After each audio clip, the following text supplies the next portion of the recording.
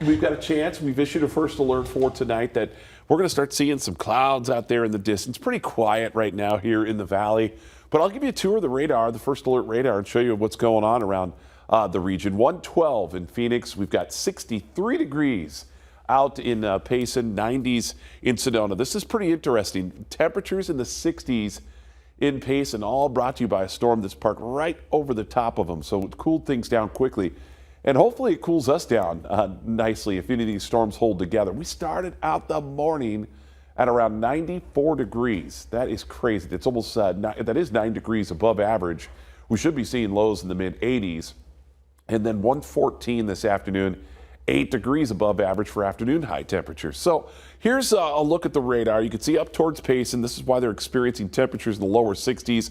Some nice storms starting to take shape. And if you look at the direction, they're starting to push south. So some of these storms could develop a nice little outflow boundary that could bring with it some stronger winds out there. And some of those winds could be pretty severe this afternoon and evening hours. So keep that in mind if you're heading out and about. So the pattern the next couple of days, chance of storms again this afternoon and evening.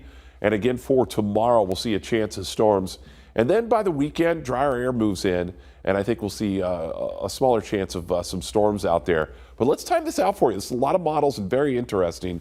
This is 8 o'clock tonight. Starting to see some storms develop just north of Anthem, Black Canyon City, and then some of these storms push through the valley. That's at around 11 o'clock tonight. Oh, let's hope we get some measurable rainfall out there. And as we mentioned, another chance of storms in the afternoon.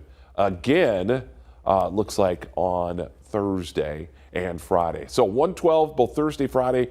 Drier air moves in Saturday, Sunday. Temps at around 110 Sunday.